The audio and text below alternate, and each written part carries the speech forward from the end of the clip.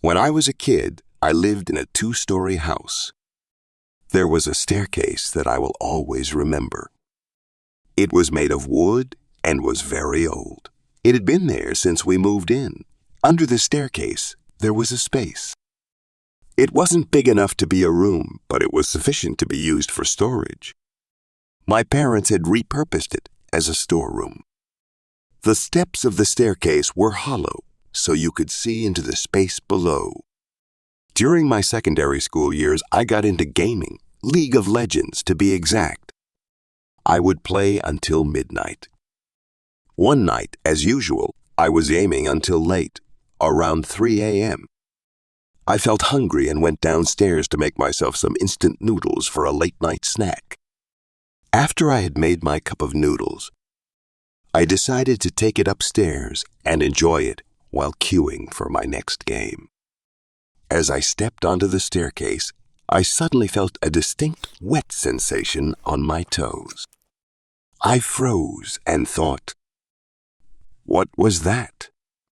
Before I could process it, the sensation came again.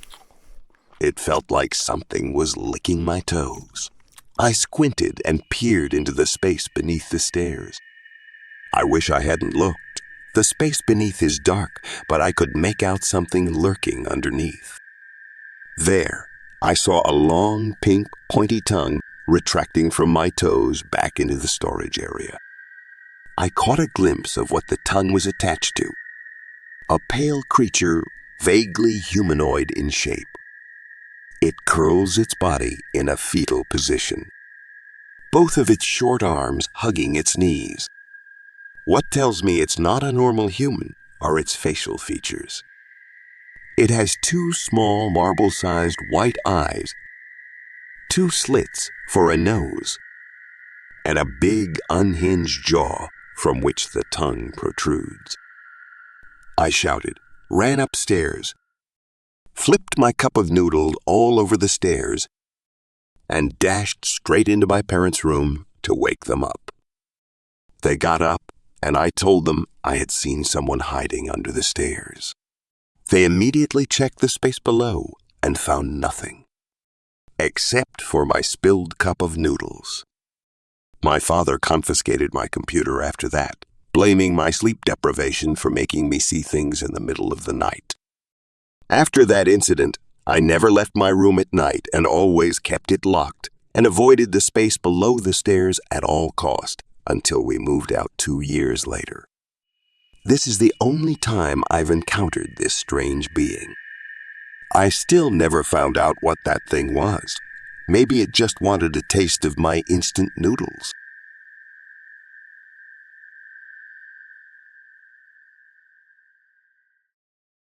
One day I had to work overtime. It is already 11 p.m. I had a late dinner with my colleague before driving home. On my way home, I always pass by a playground, but tonight something seemed off. There was a young girl, about 6 years old, in a red dress, standing in the middle of the playground holding a teddy bear. I thought, oh no, what's she doing out here? She might need help. So I pulled over to the roadside, turned off my car, and started walking toward her. After a few steps, I noticed something wasn't right. The girl seemed too calm. She turned to look at me with a blank expression, hugging her teddy bear to her chest. Then I heard noises from the bushes to her left. There was movement in the foliage. A bad feeling hit me, and my survival instincts kicked in. I rushed back to my car, slammed the door shut, and hit the gas pedal. As I sped away from the playground, I saw 2 grown men holding what appeared to be a baseball bat. They both are wearing black masks, standing next to the girl and facing in my direction. I couldn't help but think they were using the girl as bait to lure unsuspecting people into danger. If I hadn't noticed the movement in the bushes, who knows what could have happened to me? I was lucky, and I'll never be so eager to help without carefully assessing my surroundings again. I soon found out that there were cases where people used others' kindness as a tool for robbing them. I found out from my friend that just a week ago, there was a similar case currently under investigation.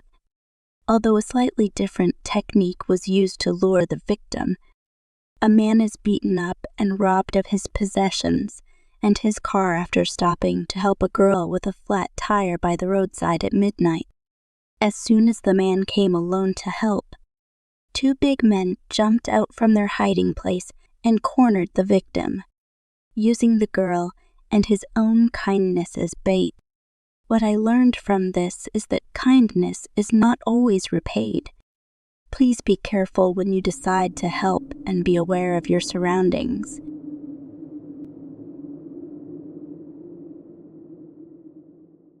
This happened when I was still in secondary school. I was at my grandmother's home in Malaysia, Pulau Ketam, a village built on stilts over the sea. It was Chinese New Year, and we were there for a family reunion. As the adults were chatting in the local dialect, my sister and I got very bored because we didn't understand much of it. The same was true for one of our older cousins. We decided to go for a walk around the village. We told our parents and agreed to return before 7:30 p.m. After some walking around the village market, we ran out of pocket money and were bored again. It was 6 p.m. and the sun was starting to set, casting a dusky glow. So we thought we'd do some thrill-seeking. We remembered an old abandoned street at the edge of the village with 2 rows of uninhabited houses. The houses were old and run down, as many of the people who used to live there had moved on to bigger cities and never returned. We thought about going into the houses, but our older cousin stopped us. As it might be dangerous, since the houses have been unoccupied for a long time, there might be some animals inside, such as stray dogs, snakes, or spiders, or there might be broken glass or shattered sharp items that could cause accidents and injuries. We thought he had a point, so we agreed. We ended up just wandering around the old houses' porches, checking out anything cool we could find. Most of the houses were made entirely of wood, so our footsteps made this satisfying crackling sound with every step we took. We peeked through the windows. It was eerie, but interesting to see the old furniture and items that had been left behind, now covered in decades of dust. We noticed a lot of items left behind. Even some empty storerooms still held everyday items like baskets and fishing nets. Soon enough, it was 7 p.m. The sun was setting, and the tide was rising. It was getting darker, so we decided to head back to avoid getting scolded by our parents. Just as we were about to leave the place, my cousin stepped outside, turned his head to the right, and stared at a hut far down the road. I walked out of the front yard and looked in the same direction, while my sister stayed behind in the front yard. I have mild short-sightedness, so I could see the hut, but I couldn't make out what was inside. I squinted my eyes, but I still couldn't make out what was in the hut. I saw a small white object bobbing up and down, seemingly on a table. Suddenly my cousin yelled, "Run!" and took off in the opposite direction. I had never seen him run so fast. He was in a full-blown panic, striding so hard that I thought he might break the wooden floor. As we watched him sprint away, his urgency contagious, we found ourselves compelled to follow suit, despite not knowing what he was fleeing from. As we sprinted after him, we shouted and asked him, "What is it? What is it?" But he didn't answer. My sister, who was running ahead of me, looked back and screamed in terror.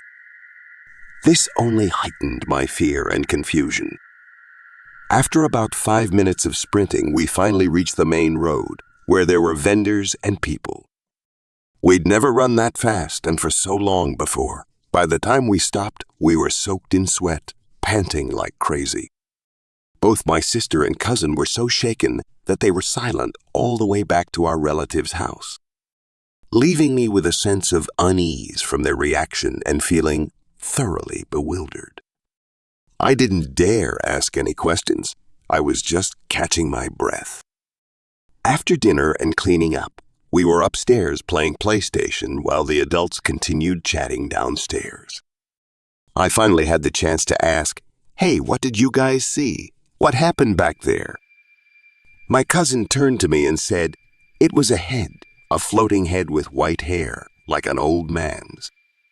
At first, I thought it was a cat, so I didn't run immediately. From where we stood, his long white hair kinda looked like a fluffy cat chilling out on the table under the hut. Out to the blue, the head spotted us and swiveled our way. It jumped off the table, landed on the bench, and came zooming toward us like nobody's business. That's when I realized it wasn't a cat, it's a floating head. My sister confirmed what my cousin said.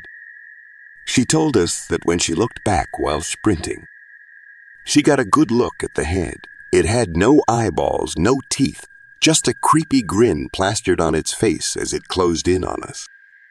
The room fell silent after that. We realized we had been chased by something supernatural. Luckily, no one was hurt, and nothing bad happened afterward. To this day, I still think I'm lucky I didn't get a good look at the thing that chased us.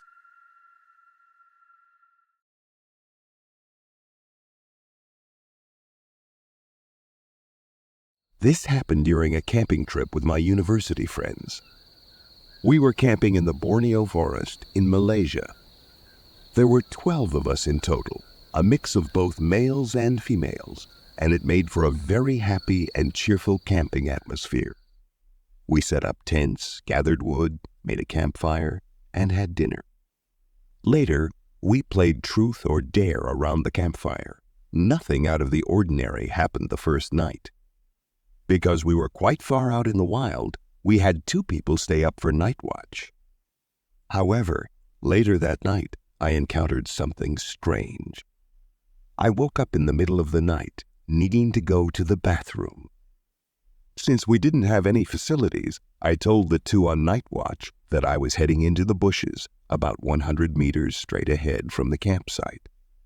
I walked to the spot and could barely see my surroundings, faintly illuminated by the campfire back at our camp.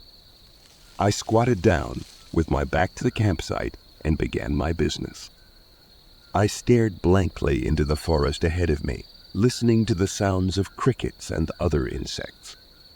When I was almost done, the environment suddenly went silent and I felt like I was being watched. And indeed, I was being watched. About 100 meters ahead, I saw a pair of yellow, feline-looking eyes staring straight at me. The body of the creature was hidden by the darkness, leaving only its eyes visible. The height of the eyes was about at my eye level, even though I was squatting, which led me to think it might be a small Borneo sunda-clouded leopard, since their eyes can sometimes reflect light and appear orange. At first, I wasn't too scared, because sunda-clouded leopards are usually not aggressive and tend to avoid humans. But then, the eyes suddenly rose vertically, without making a sound, to approximately 2 meters in the air. They blinked twice, then vanished into the darkness. I pulled up my pants and decided to slowly back away toward the campsite. As I backed up, still facing the direction where I'd seen the creature, I heard the sound of a stick breaking. Whatever it was heavy. Suddenly, I heard sound of footsteps rushing toward me. I turned around and sprinted back to camp while shouting for help. My friends heard me and ran out with a machete. By the time I reached the campsite and turned around, whatever was chasing me had disappeared. My friend said he saw a tall, dark figure running toward me, but it was too dark to make out any details. We reported the incident to the local authorities, suggesting there might be a dangerous predator nearby. They told us there shouldn't be any large predators in the Borneo forest. The largest would be a sunda-clouded leopard, which doesn't run on 2 legs and doesn't stand at 2 meters tall. Whatever I saw that night, it wasn't a sunda-clouded leopard. It was something else entirely, and it might still be out there.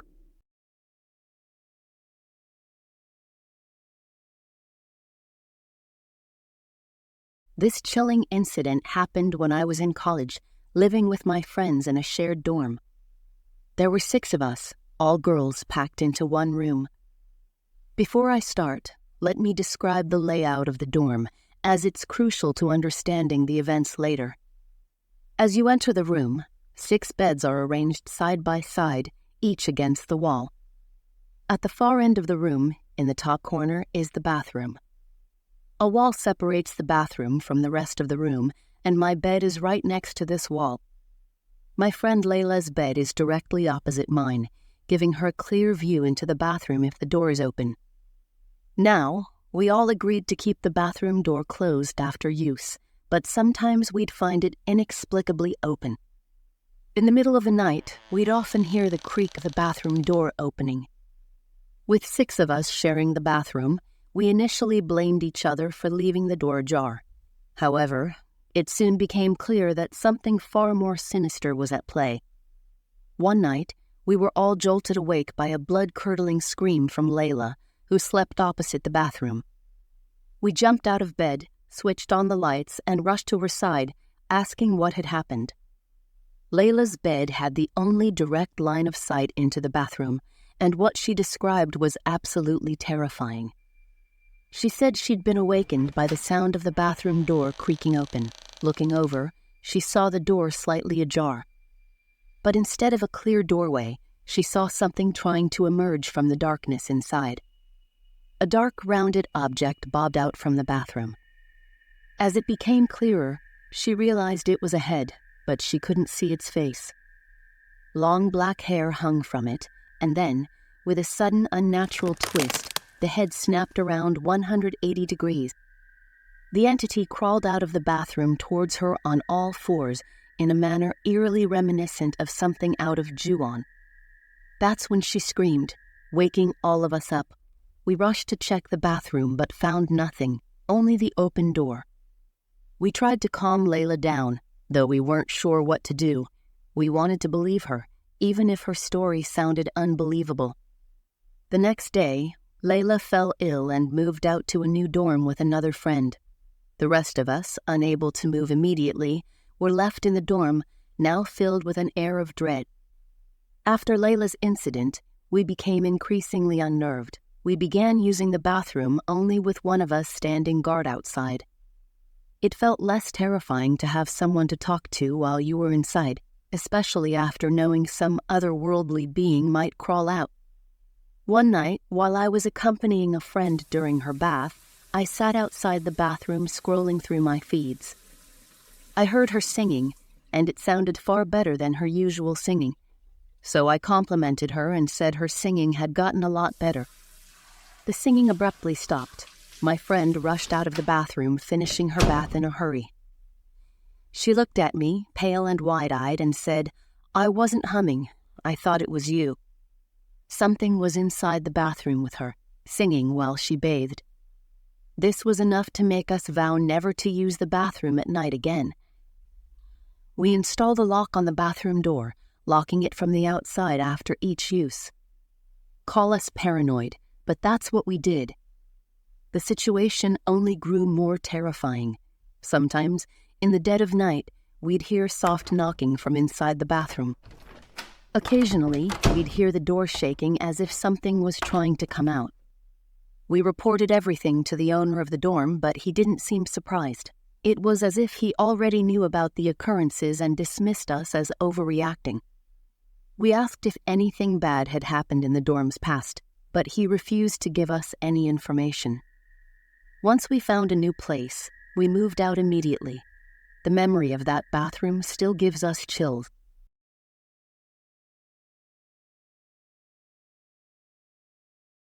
I'm from Malaysia, and last year, I had a pretty weird experience while driving from Kale back to Johor.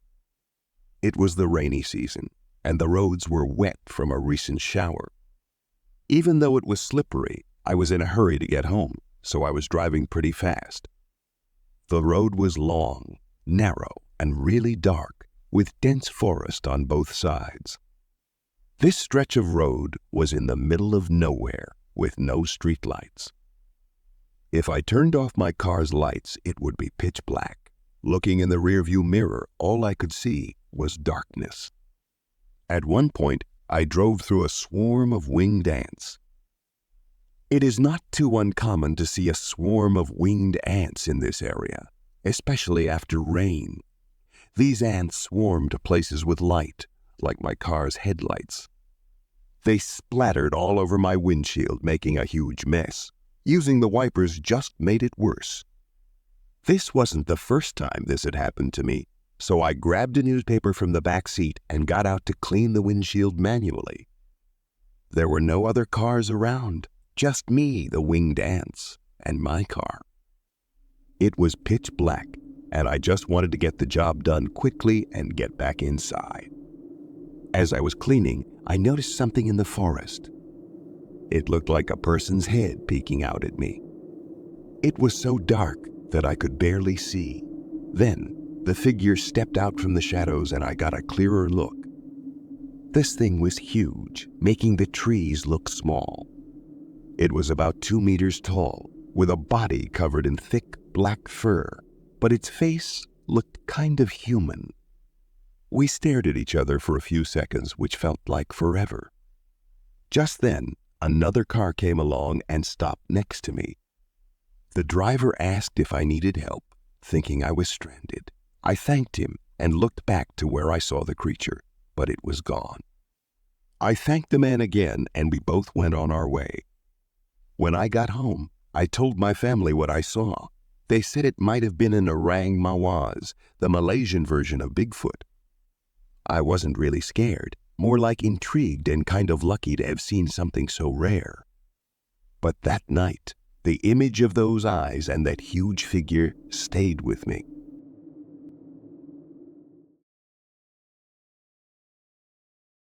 When my son was 5 years old, my husband and I decided to buy a new home. We found a lovely place in the heart of the city, so we contacted the property agent and went to check it out. Our son was super excited and wanted to come along. The demo house was beautiful and comfortable, and it was conveniently close to my husband's workplace. Our son ran around happily inside the house.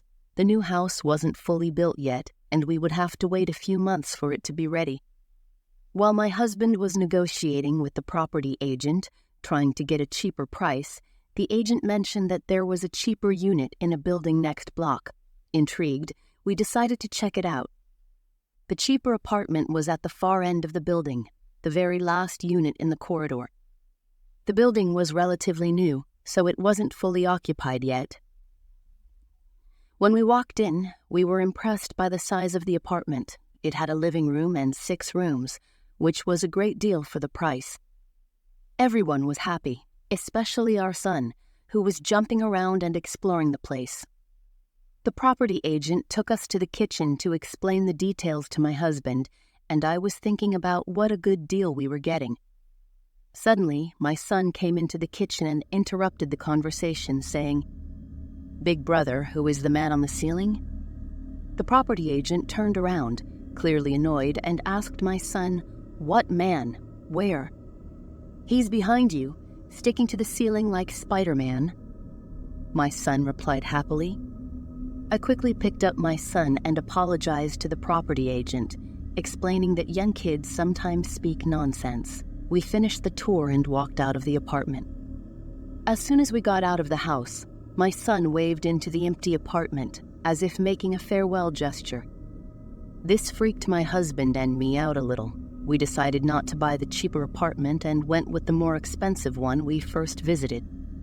Now my son is 18 years old, and he still remembers what he saw that day.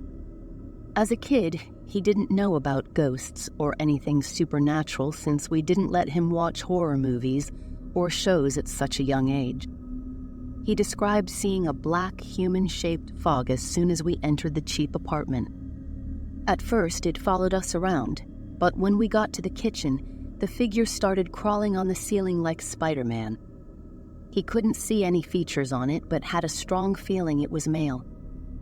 Looking back, he finds the incident extremely creepy, but at the time, he didn't think the figure had any ill intent. He saw it peek its head out of the kitchen and wave at us when we left, so, being polite, he waved back.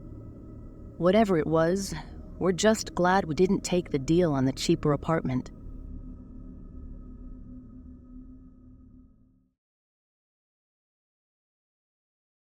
When I was in secondary school, I had two best friends, John and Jamie.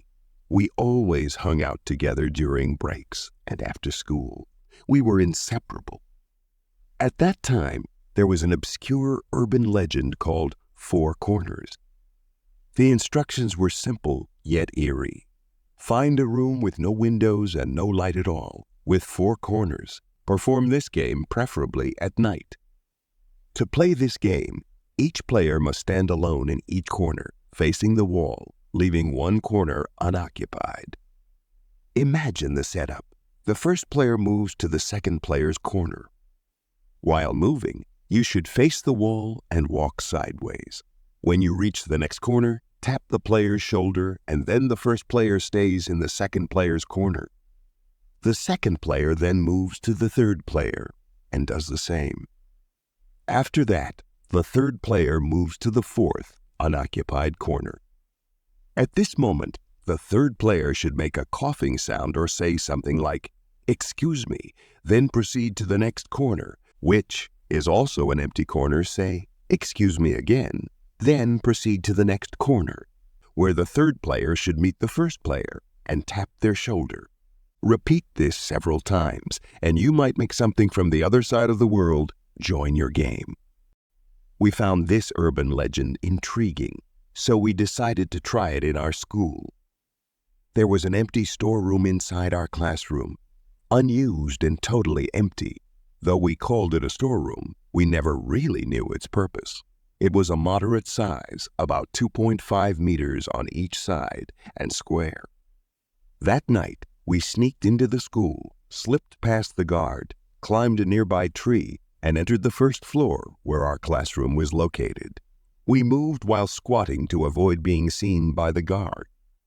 Finally, we reached our classroom. We opened the window, climbed inside, and carefully closed the window without the guard spotting us. At the time, smartphones were not common, and we didn't have any. We didn't bring a torchlight either, afraid it would give us away. So we came empty-handed. We went into the storeroom to start our game. We could see the room with the moonlight coming through the door. Jamie and John moved to their respective corners, and I, being closest to the door, closed it when they were ready. As soon as I closed the storeroom door, it was pitch black.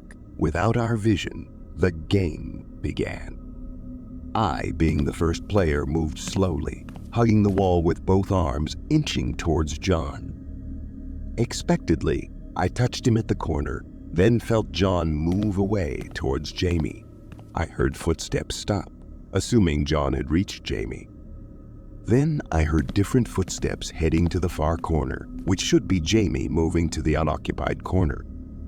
Expectedly, we heard Jamie say, "Excuse me," and she does the same for the next corner. Then her footsteps continued towards me. The game continued for about 10 minutes, repeating the same process without anything strange happening. I started to get bored. I began to think that sneaking into the school for this urban legend wasn't worth the risk of being caught. Then I noticed no one was saying, "Excuse me" anymore. This either meant both of them were playing a prank on me, or someone or something had joined us in the game. After another 10 minutes, I too didn't feel an empty corner, which was impossible. Someone had joined us in this room. I felt uneasy and unsafe. "I think we should leave," I said out loud. Then I heard Jamie's voice, shaking. "Let's gather in the middle of the room, since we can't see." At the opposite corner, I heard John's voice. "Okay." We met in the middle, grabbed each other's hands, and started to find the door in the darkness. Before we could find the direction of the door, I felt John grab my hand hard. It hurt. His fingernails dug into my forearm. I assumed it was John, because the hand was too big to be Jamie's. "What are you doing, John?" "It hurts," I said. Suddenly, we all heard a voice identical to John's from the far corner of the room. "Wait for me." that was it. We all freaked out, running around the room until we found the door and burst out. We didn't even try to keep quiet anymore as we ran down the corridor and bumped straight into a patrolling guard. I took a quick peek back at the room to see who was speaking in the corner, but there was no one there. The next day, we were lectured by the principal and the discipline teacher, who contacted our parents. We were all grounded for several months. That incident left us with many questions. First, the marks on my forearm were too big to be John's and too thin, like they were made by very sharp nails, unlike John, who regularly cut his nails. And for the voice in the far corner, who was it? We talked to John after the incident, and he confirmed that he was with us in the center of the room as soon as I said we should leave. Who was inside the room with us that night? It was too elusive to be a human. If it was a spirit, ghost, or unknown entity that joined our game, why did it have John's voice? And the most terrifying hypothesis of all, how did it simultaneously grab my forearm and immediately move to the corner to call out to us? Was it not just one spirit, but more than one?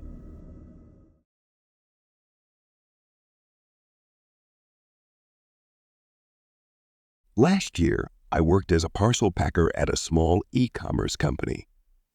It was a busy place, and we had to meet shipping deadlines, so we didn't have much time to chat, except during lunch. The company was mostly male, with just one female employee. I wasn't sure what she did because she only showed up around 5 p.m. and wandered around the office and storeroom, never coming to the packing area. I figured she was a storekeeper or accountant, working a different shift. We never talked to her since she always came in the evening, just as we were about to leave. One night, I had to stay late because I'd taken a half day off for a dentist appointment. I finished my parcels around 7 p.m. and went to the bathroom before heading home. The hallway to the bathroom was packed with boxes, leaving only a narrow space for one person to pass. After using the bathroom, I turned the corner into the tight corridor and saw the female colleague standing in the entrance. I thought she needed to use the bathroom, so I greeted her and walked towards her, expecting her to let me pass. Instead, she looked at me with a creepy smile and started walking towards me. I was creeped out. I leaned against the boxes thinking she wanted to pass, but she changed direction and started moving towards me. Her behavior scared me and I backed away, asking what was wrong. As she got closer, I noticed her unnaturally long black fingers and curved nails like an eagle's talons. Suddenly, she sped up. I panicked, ran into the toilet, and locked the door. I realized I had no phone to reach out to anyone. I'd left it on the packing area table. My only choice was to wait and see what happened next. Then I heard scratching noises outside the door. The crazy woman is outside, scratching at the door, as if she is toying with her prey. I shouted, "What do you want?" Then everything went silent.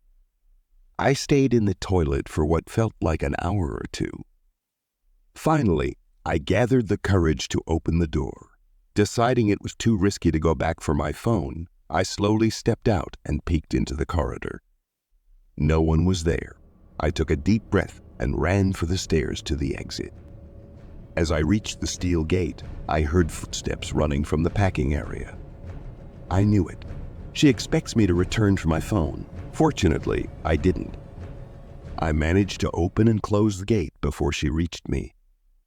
Then I heard heavy breathing above me. Looking up, I saw her squatting down, staring at me through the metal railing with that creepy smile. The next day, I told my colleagues about the crazy woman. To my surprise, no one else had seen her. I insisted she was there every day at 5 p.m., but no one believed me. That same day, at the evening, she showed up again. I pointed her out, but my colleagues asked if I was joking. There was no one there. Then I realized only I could see her. She looked at me and gave that familiar, creepy smile. Of course, I quit that day. I hope never to see that thing again.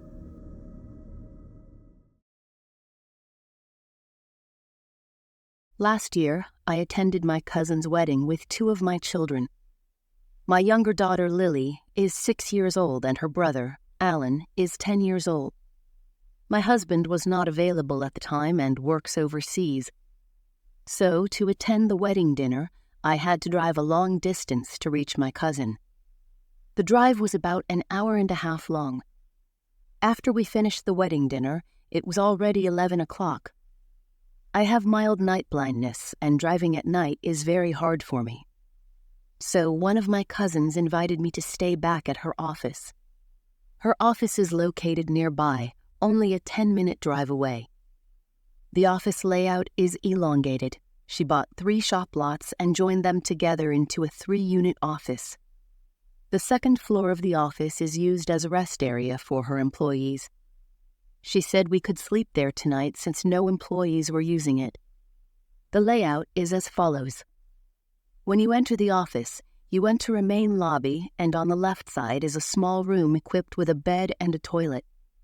On the right, you can open a door to enter the kitchen pantry area.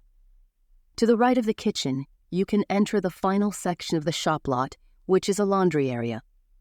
At the very end of the laundry area, there is a small room also equipped with a bed, purposed as an employee restroom for overnight work.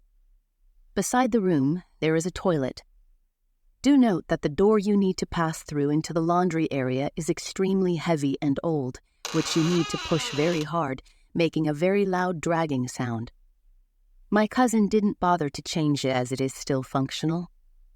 2 families used the rest area tonight. One was a friend of the married couple who also felt too tired to make the long drive back and decided to rest there for the night. The other family used the first room located beside the lobby, and we used the room beside the laundry area.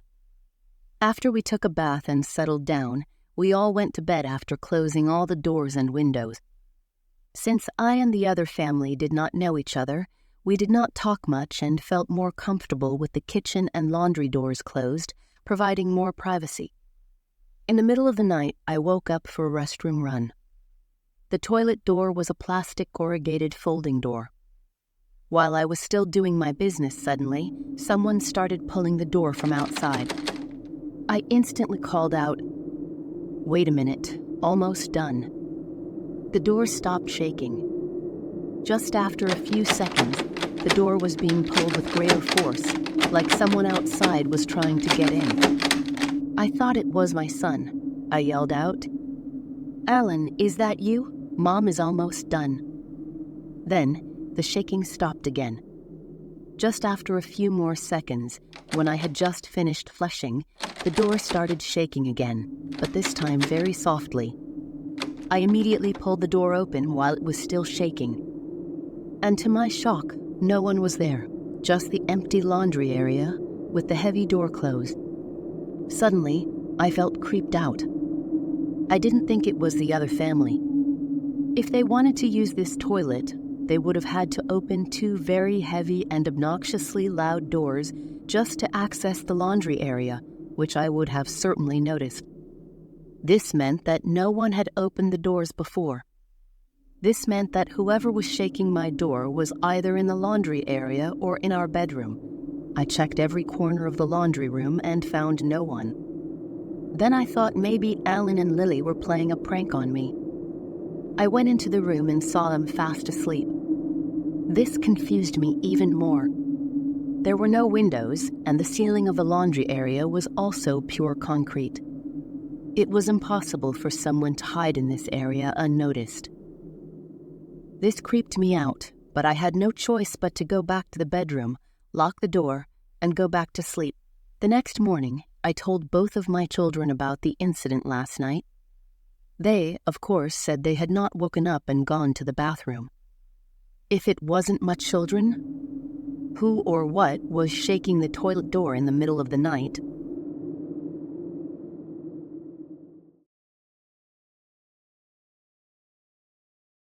I am a diving instructor. I've been working in this field for 20 years. I've seen a lot of paranormal activities on the islands. and this is by far the most dangerous paranormal incident I've encountered. At that time, I had 2 students taking their advanced diving license course. The last part of the course is night diving. After our dinner, we gathered at the hub. I gave them a quick brief, and we all checked our equipment. Then, we went into the sea at 8 p.m. If you've never done night diving before, allow me to describe it. As soon as you go down into the sea around 10 meters deep, which isn't that deep, it's already pitch black. It's almost impossible to navigate in the depths without your torchlight. Even with your torchlight, you can only see a few meters ahead of you. If the waves are fierce, the water will be cloudy, further reducing your visibility even with a torchlight. I'm very experienced on this island and know this area like the back of my hand, so I'm very confident in my ability. I led the students to the designated area, which is 20 meters deep, and tested them to maintain neutral buoyancy in this pitch-black environment. We also tried to find sea creatures that are more commonly found at night, such as sea urchins, which are all over the sea floor, and moray eels and barracudas, which are much more common to be spotted at night. Then, one of the more timid students started flashing his flashlight behind him, seemingly pointing at something we couldn't see. This is pretty normal. A lot of students tend to panic as soon as they see larger predators at night, such as barracudas and sharks, especially in pitch black water. But they are usually not aggressive toward humans unless provoked. I made an end, the dive gesture, and made them follow me. We slowly rose up and slowly moved back near the shore. Then, without any warning, I took my last breath from my regulator. Someone had closed my oxygen tank. We always check our oxygen tanks during intervals, and mine wasn't even half empty yet. My movements are small and efficient, so I consume very little oxygen compared to my peers. I turned around. The 2 students were around 4 meters behind me. I removed my buoyancy control device as I expected something might have caught onto the valve and accidentally closed the tank. I opened the tank, put my buoyancy control device back on, and continued moving back. Then, something forcefully ripped my regulator out of my mouth. I was sure now that this wasn't the tide or current. There was no current. Something was messing with me. I didn't panic, grabbed my secondary regulator, and continued back to shore. Then we went and had supper. I didn't tell the other 2 students about this incident, as I was afraid this might give the resort a bad reputation or frighten them. The students shared their feelings about their first night dive. They were genuinely thrilled and enjoyed the dive. Then I asked the timid student, "Why were you shining the flashlight behind you just now?" He replied, "I saw a huge black long tail, which I thought was a shark at first, but it was far too long. I couldn't see the head of this creature. It was hidden in the darkness. It kept following us when we started moving back to shore. When I flashed the light, I saw a glimpse of its upper body. I thought it was a fin, but it ended with what looked like hands with webbing. This is when I shined the flashlight at it and asked you guys to look, but it was fast. As soon as the light hit it, it swam away." I quickly dismissed him, saying he was seeing things. Then we finished our supper and went to bed. The next morning, I went back to the same area to find my yanked-out regulator, and I couldn't find it. The regulator mouthpiece is in bright neon blue, which is very visible underwater, and the area is only around 5 meters deep. There was no current the night before. Even if the tide swept the regulator away, it wouldn't have gone far. I told my employer and colleagues about this incident, and we had no idea what it was and couldn't really do anything about it. As time passed, we just treated this as a paranormal incident. I still work at this place, even 5 years after this incident happened. We never had the same incident, again. That was the only time I've encountered this entity. I still have no idea if it was a ghost, an unknown creature, or what it was. But I am very sure that night it meant harm to us.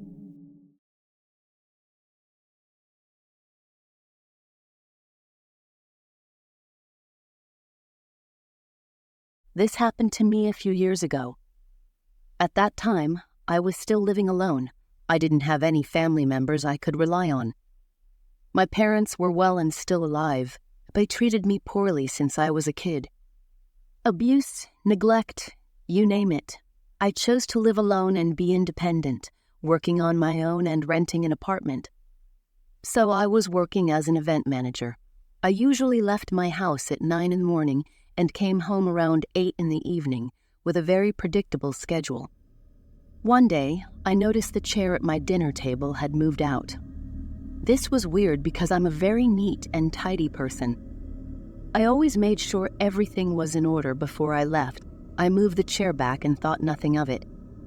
But since then, weird occurrences continued to happen. Sometimes when I came back home, I would find my tidied bedsheets messed up, as if someone had sat on the bed or lain on it. And I noticed the pillow on my sofa had been moving around.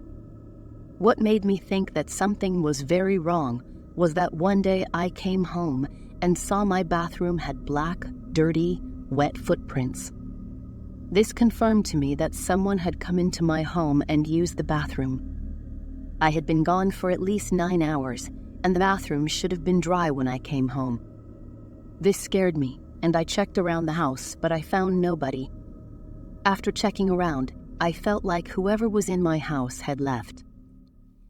Being too tired for anything else, I make sure the door is locked, then decided to call the police the next morning and go to sleep for the night.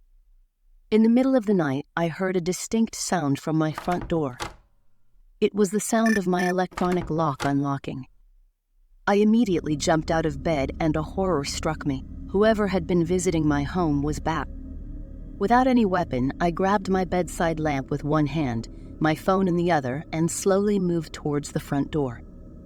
I slowly opened my bedroom door, and immediately I saw a man standing at the entrance, backlit by the light from the corridor. I couldn't see his face. My initial plan was to sneak past him, but I wasn't expecting him to be standing directly at the entrance, looking straight at me. Then I shouted, "What do you want?" For a few seconds, he didn't answer anything. I said again, "I'm going to call the police." Then the man slowly replied, "Relax. What I want is you." He reached into his pocket and pulled out what looked like a short pocket knife and started moving towards me. I'm a very skinny girl. I had no chance of fighting this man head on. He managed to corner me and grabbed onto my hand, which was holding my phone. I hit him with the bedside lamp as hard as I could. His grip loosened for a split second, and my phone fell on the floor in the process. I didn't manage to pick my phone up, but I was lucky. I managed to break free and run for the exit. I ran to the stairs and went straight upstairs, knocking on neighbor's door whom I was more familiar with. Luckily, he answered. He and his wife came out and took me in for the night. They accompanied me to make a police report soon after. The intruder was soon caught by the police. It turned out he was an ex-employee of the building's management, and he had secretly kept the master key for my apartment and had been targeting me for a while. The CCTV footage had caught him following me for 6 months, monitoring my schedule and finding chances to get into my apartment while I wasn't around. This incident scared me to the core, and I invited one of my friends to live with me since then. It was a truly terrifying experience. The thought of a pervert stalking me for 6 months straight just scares me. That night, I was lucky. If I had been caught by him in my home, who knows what would have happened.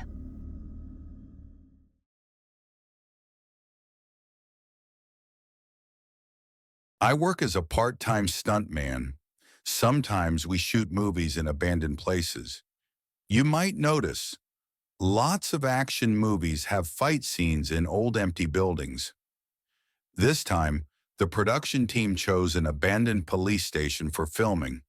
The government originally built this place, but after they found a better location closer to the city, they moved out and left this one to rot.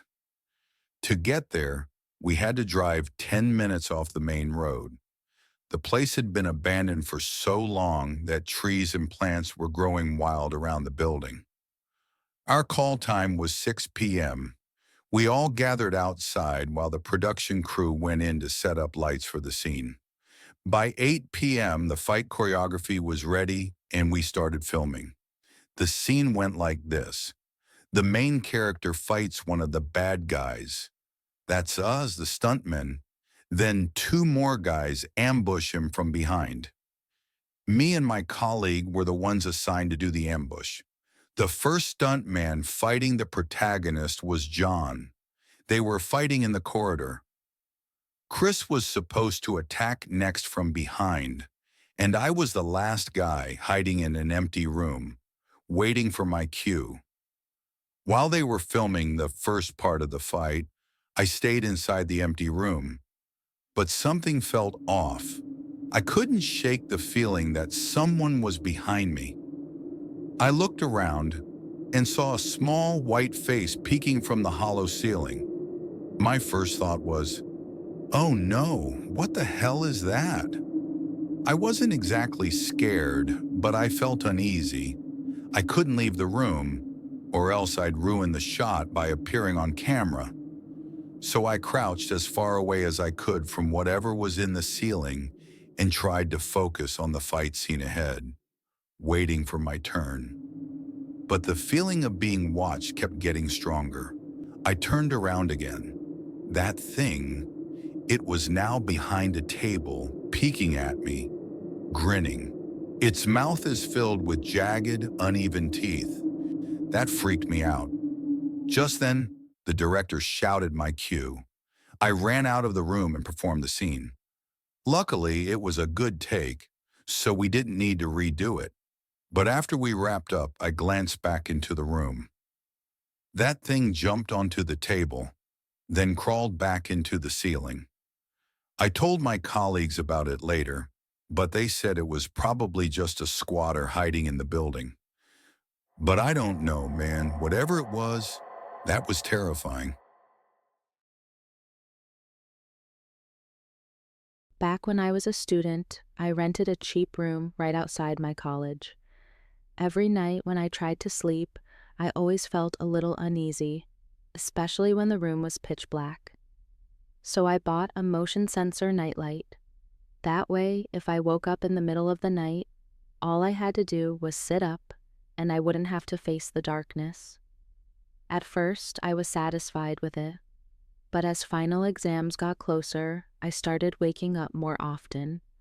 The nightlight actually made things worse. It would turn on and I'd be fully awake, making it harder to fall back asleep. Frustrated, I turned the nightlight to face the wall so it wouldn't activate unless I moved it back. The next night, I woke up again, and to my surprise, the nightlight was on, but it was still facing the wall. That spooked me a little, but I figured maybe my shadow triggered it. So I curled up under my blanket, waited for the light to turn off, and tried to go back to sleep. Just as I was about to drift off, tick, I heard the distinct sound of the nightlight turning on again. I peeked out from under my blanket, and what I saw still haunts me to this day. The nightlight, it had turned. It was now facing me. I was frozen in fear. The feeling of being watched became unbearable. The bed beside me sunk in as something with a mass of a person had suddenly appeared behind me between the walls. Then, I feel what I felt a pointy sensation poking behind my back. I was horrified. I can only imagine what I assume is sharp nails. It feels like the being behind me is toying with me. I didn't dare turn around. I just stayed there, tears rolling down my face, too scared to move. After what felt like an eternity, the feeling suddenly disappeared. The nightlight switched off. I stayed awake until morning. Soon after that, I moved out, and I never used a nightlight again.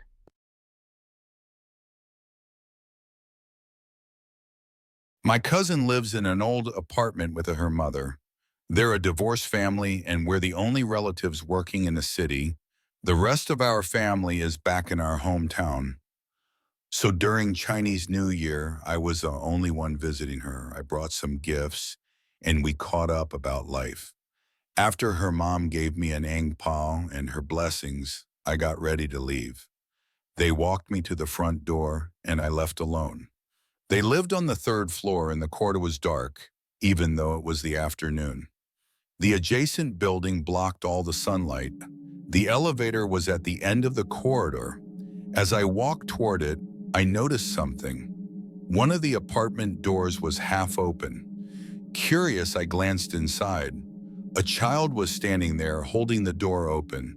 Because it was so dark, I didn't notice him at first. The kid looked at me. His face was blank, void of any expression. Then, out of nowhere, a tall, shadowy figure appeared behind him. It was unnaturally tall, dark. Its bony hand rested on the kid's shoulder. And then, without a word, the kid shut the door. I turned away and quickly walked to the elevator. Then I changed my mind. Too scared to wait for the elevator, I took the stairs instead. I don't know if I imagined it. Maybe it was just the kid's parents standing behind him. I hope I was just seeing things, because if I wasn't, then something terrifying is living in that apartment with my cousin.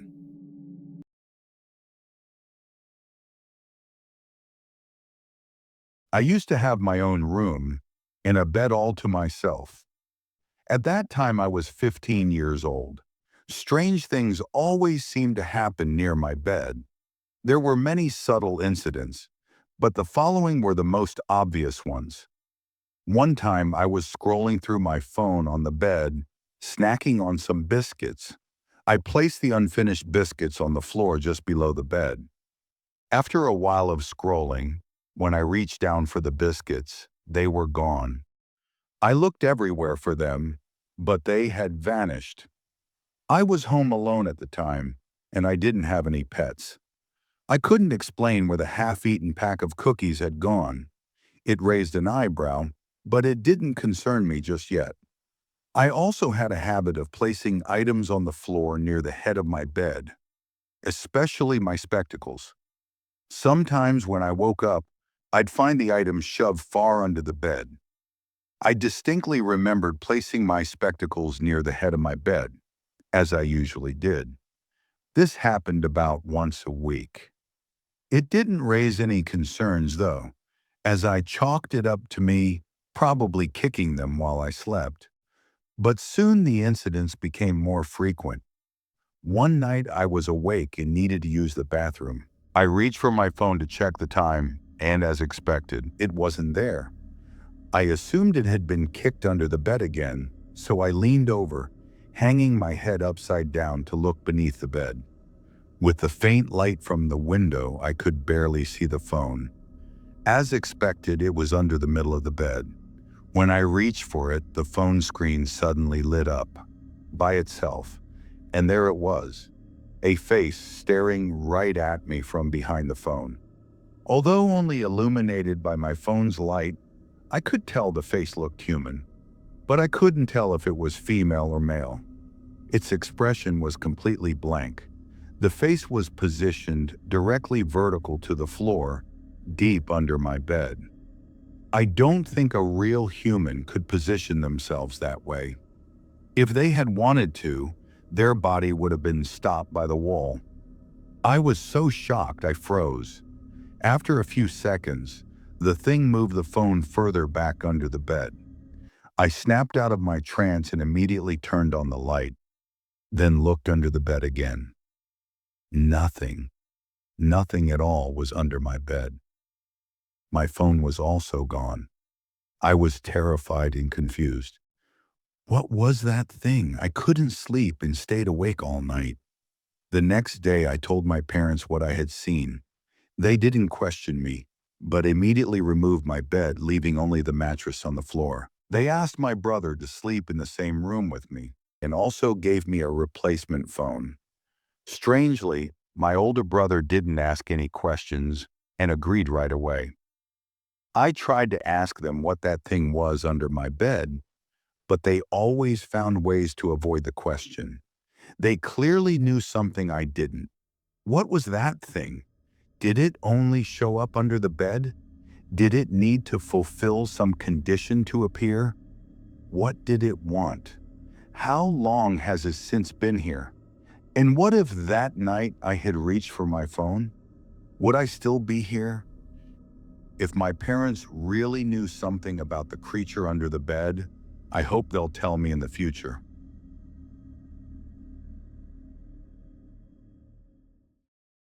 I used to never wash my dishes, despite my parents' constant scolding. I felt like it wasn't my responsibility to do the dishes. Yeah, bad kid, I know. At least that's the way I thought back then. One night my parents were out on vacation. After I had finished my dinner, I left my dishes in the sink as usual, leaving it for my parents to wash tomorrow. Later that night, I got thirsty and decided to go downstairs to get a drink. As I walked down, before I could turn the corner into the kitchen, I heard the sound of dishes knocking together. For a second, I thought my parents had come back, but the kitchen was dark. I squinted my eyes for a moment and saw a tall figure with long black hair holding the plates I had left in the sink, licking them with a long, slimy tongue. I gasped, and with the little sound I made, the figure noticed me. It snapped its head around quickly, like a bird turning its head too fast. It looked at me, its eyes glowing a sickly green, and murmured, "More, more, more." At the sight of this, I couldn't take it. I fainted right on the spot. When I woke up, it was already morning. I rushed to check the dishes. Although they were still unwashed, some of the stains that should have been there were missing. Instead of believing there was a hungry demon sneaking into my home for a midnight snack, I convinced myself I had been sleepwalking and that it was all just a bad dream. After that night, I never left my dishes unwashed again. Whether it was a dream or not, it was still incredibly, unbelievably terrifying.